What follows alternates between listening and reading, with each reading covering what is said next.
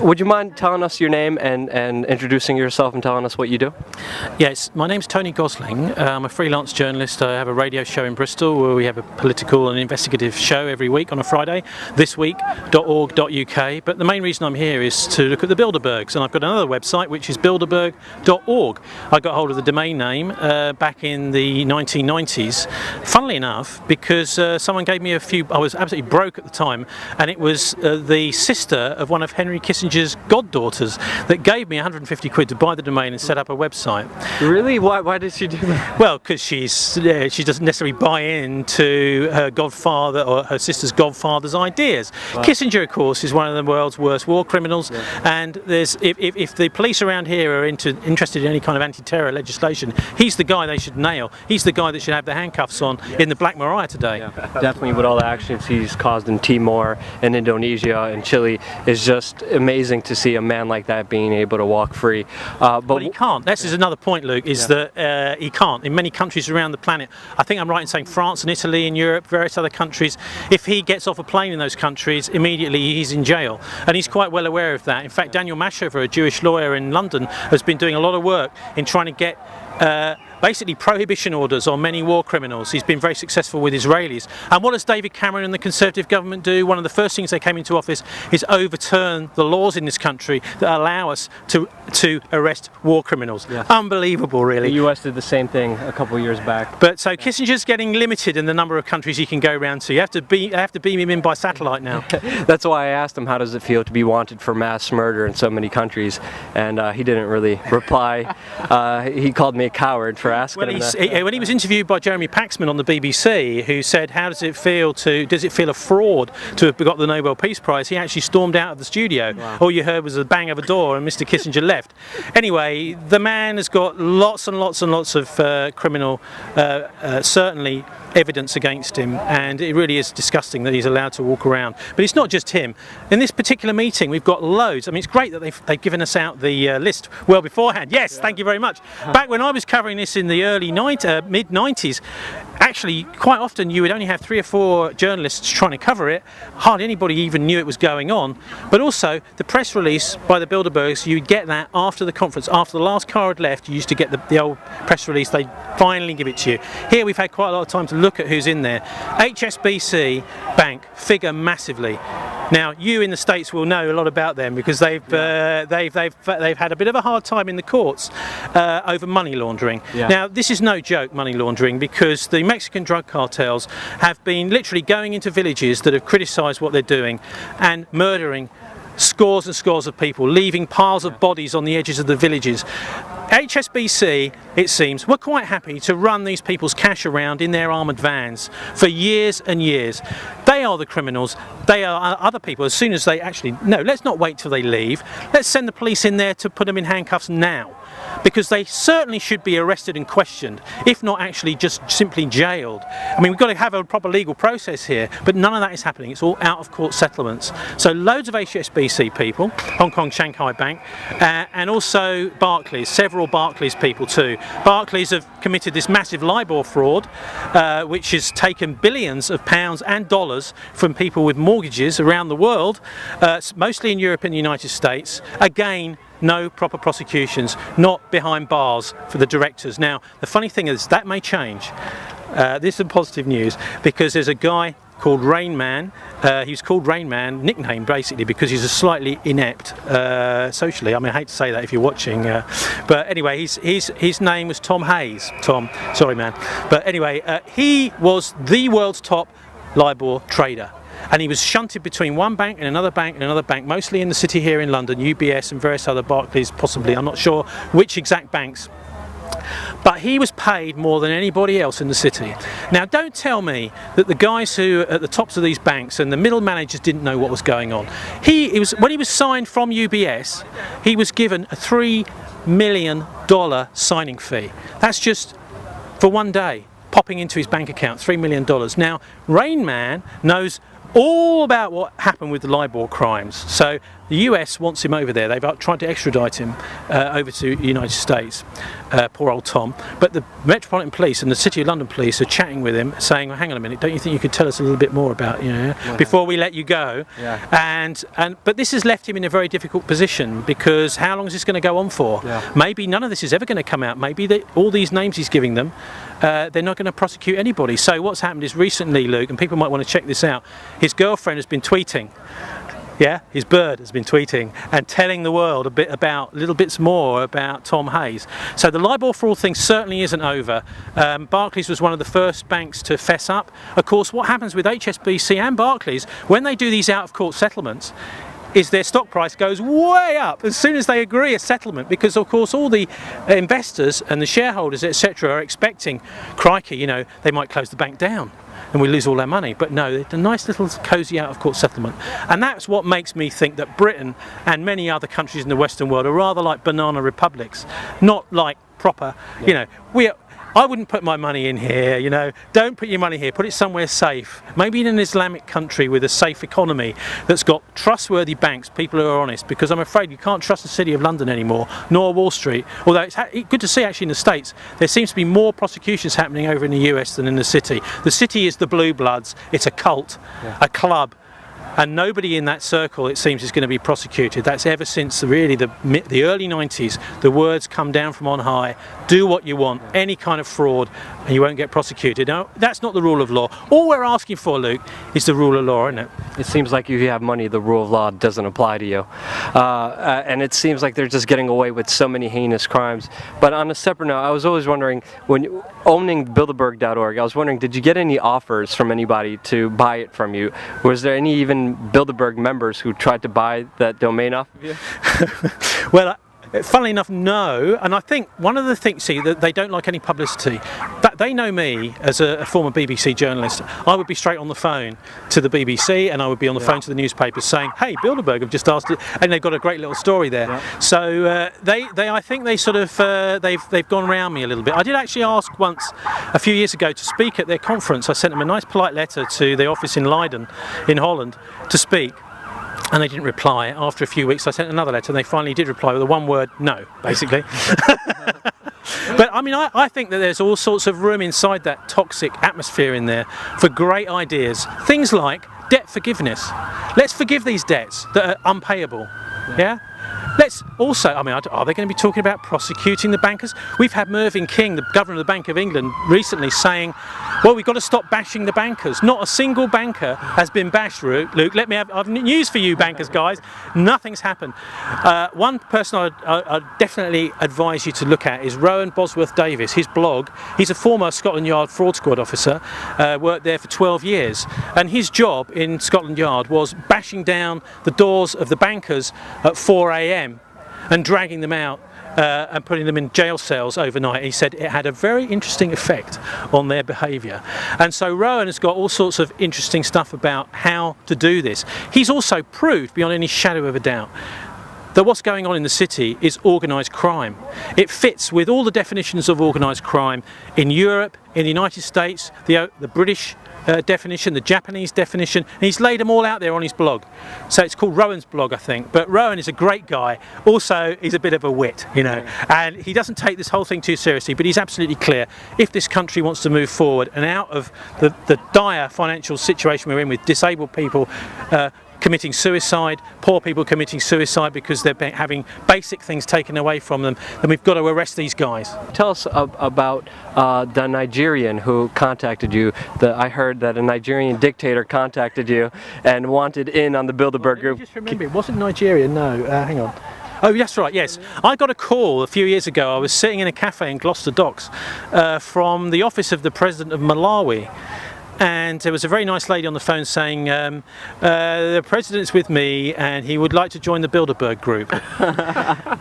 Anyway, I did wind her up a little bit and I said, has he got lots of money? Yeah.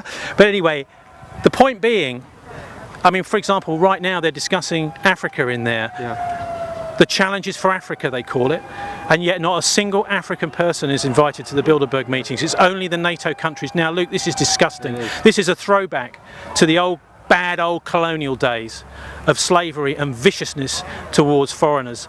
And that is the insult that Bilderberg is spreading around the world by having a conference discussion topic of challenges for Africa without any Africans allowed in the room. Yeah. Unbelievable, disgusting.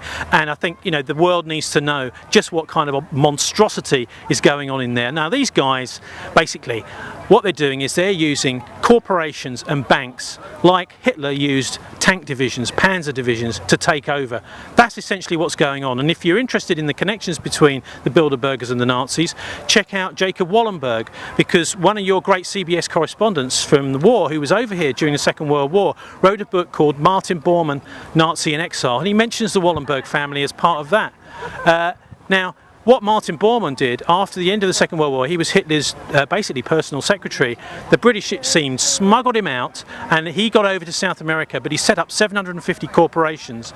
All these ex-Nazis then took off their swastikas, put on suits and became directors of these corporations. And they then went, I mean, the money was laundered, all the loot from the war was laundered through Sullivan and Cromwell's law firm in New York, and that money from the war was then invested in those companies. And this was basically the Fourth Reich. This is the trick the Nazis were going to pull. They were going to use the loot from World War II to set up a financial empire, and Bilderberg represents that. And one of the most obvious things is the first chairman for the first 20 years was an officer in the SS before the war. So, you know, it's a bit of a no-brainer, really. Yeah, Vernon Jordan told me that he wasn't an SS officer and he had no ties to the Nazis. Can you tell us about some of the evidence that disproves that? It's real. Sorry, Vernon. Sorry, mate, but you're totally wrong. Yeah. You go into Prince Bernhard of the Netherlands' biography. I think it's Alden Hatch wrote it. There's a whole section there where he talks about, you know, he was in the SS before the war, and it's quite clearly in his biography. So Vernon obviously hasn't read Bernhard's biography. Yeah. The other thing about Bernhard is he denied being a member of the Nazi Party. He said, "Oh, I just joined the SS because it was a good way of getting ahead." It's now come out. The Dutch are very, very keen on getting to the bottom of who this guy was, because he was a German aristocracy that married into the Dutch royal family. They've discovered records from his university days where he was in fact in the Nazi Party. He was a consummate liar. After his 20 years of chairing the Bilderberg conferences from the mid-50s to the mid-70s, after those, he had something called the Lockheed scandal. Yeah. You're probably too young to remember that. I can just about remember it. The jets that he was paid off by Lockheed Martin to buy. Lockheed paid him $1 million to get the Dutch Air Force to buy these rubbishy Lockheed starfighters that had little tiny wings and fell out of the sky. But it was a chambermaid in his hotel room, picked up a bit of paper from his litter bin, and Bernhard was in the papers in Holland and discredited, and then he had to leave. Now there's also some connections with World War II, because the very first ever Bilderberg conference was held in a little town called Oosterbeek on the edge of Arnhem, in exactly the same spot as the Bridge Too Far battle took place, that is Operation Market Garden. There was a pocket of the British 1st Airborne Division surrounded by Nazi soldiers, by tanks, by flame-throwing tanks, by rocket launchers, and we were massacred, man, in that little pocket. In exactly the same spot is where you'll find the Bilderberg Hotel in the first meeting 10 years after that battle. At the time, the Nazis called it the Hexenkessel, the witch's cauldron, because so many British were being killed in that little pocket. And I think that was a bit of an in-joke. That the Nazis thought, yeah, this is where we got the Brits, let's start a new little conference in there. And most of the people for the first decades of the conference were never aware that that's where the Bilderberg Hotel is, and that's where the Bilderberg name came from. Wow. That successful battle where the Nazis trounced the British and stopped them getting to Berlin. We had every chance of getting to Berlin and ending the war by the end of 1944 at that point, right? The only thing was, Lord Carrington, who was another chairman of Bilderberg, was sitting in a tank at Nijmegen Bridge, and if you've seen the film A Bridge Too Far, Robert Redford goes up to this guy who's playing Carrington and says, "Get down the road, guys, get down the road, your guys are dying in Arnhem." And Carrington is sitting there making a cup of tea. Now, I actually spoke to one of your 82nd Airborne captains, who was at the time, who's still alive, Moffat T. Burris, or T. Moffat Burris. He said he went over to Carrington, because he'd lost half of his men taking that bridge. He pointed his Tommy gun at Carrington's head and said, "Get down that blankety-blank road now, yeah? Or I'll blow your blankety-blank head off." So there was a bit of a confrontation with Carrington. Now the allegation here is that Carrington deliberately didn't go and rescue the Brits at that operation in order to extend the war, to allow the Nazis time to get their loot out of Europe to South America, to Scandinavia, to Indonesia and various other places, because they needed a bit more time to get all these securities, the gold and the paintings and this kind of thing out of the country. Wow, I never knew any of this amazing history that you're telling me, so I'm really enjoying this interview. But I was wondering if you could pick one piece of evidence that's most damning to the Bilderberg Group. What would that one piece of evidence be? Oh gosh, that's a difficult one. I know, One it's a piece of difficult evidence. It means secret. Okay, no, I think I've got it. From last year, they had this Syrian National Council. Charlie Skelton did a brilliant article in The Guardian all about this. This is a fake version of the Syrian people, basically created by NATO and also attending at the Bilderberg, giving themselves a kind of front, pretending to be real people from Syria, but it's not at all. It's a pretend version of that. And what they're doing now, of course, is they're funding all sorts of terror groups within Syria in order to try and overthrow the regime.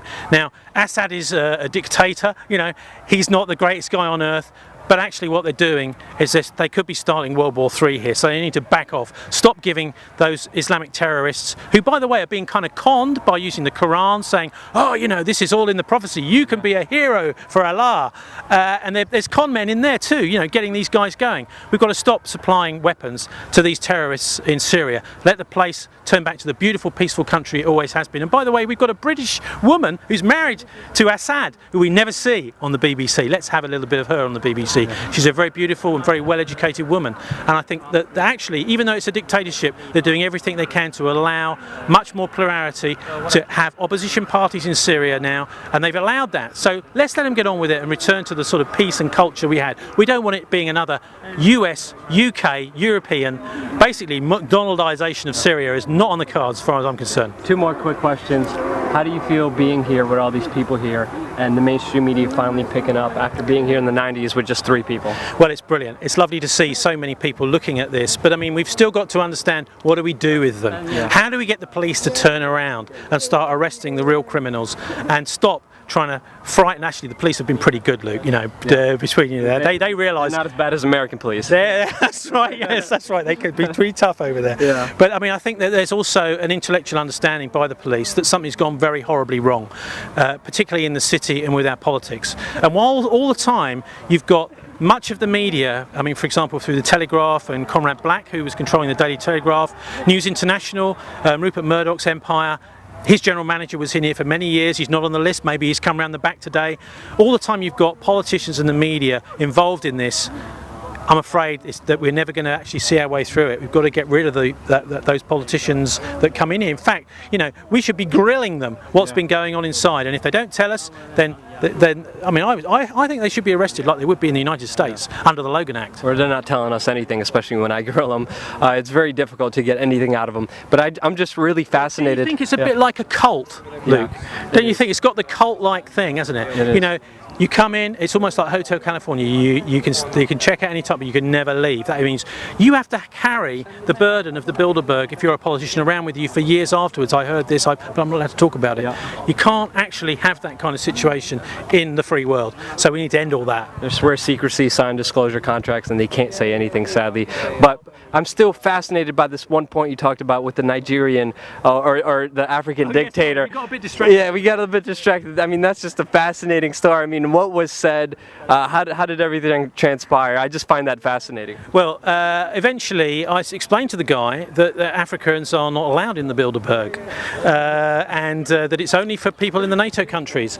And many people don't understand it. When people say, oh, they control the world, of course they don't. They control much of what goes on in the much of the commerce that goes on in the NATO countries, and they're also taking over many of our political parties, and they're setting the agenda a lot of the times through the media, through think tanks, from policy groups, and this kind of thing. There's a massive amount of money goes through charitable money. In fact, the Bilderberg, we found out this time, has got some kind of weird charity going on here in Britain, where they're supposed to be educating everybody, but it's all secret, you know. Yeah. So I think the Charity Commission should have a look at that for a start. But the Malawi president was very disappointed that he wasn't allowed to be part of it, and I explained that there's many people in other parts of the world who also would like to be in on it, but they're not allowed to be because it's NATO only.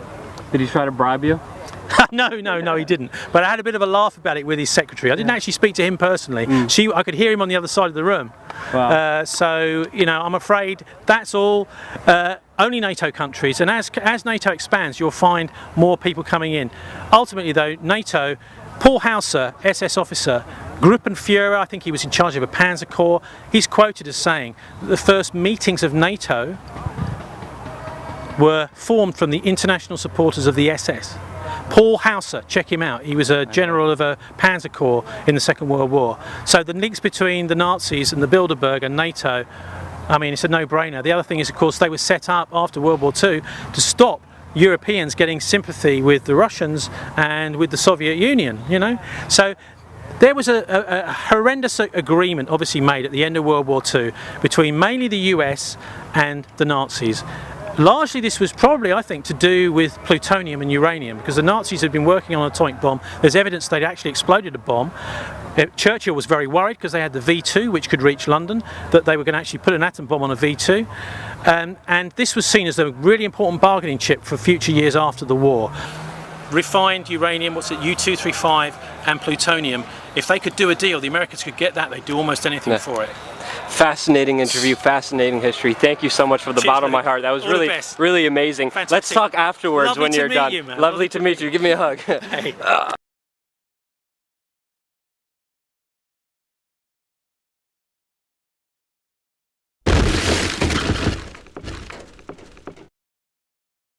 Expand on your quote when you said military men are dumb, stupid animals to be used as pawns for foreign policy. I never said that. Bob Woodward said you said that. Bob Woodward never told. Nancy, which way do you want to He's the guy who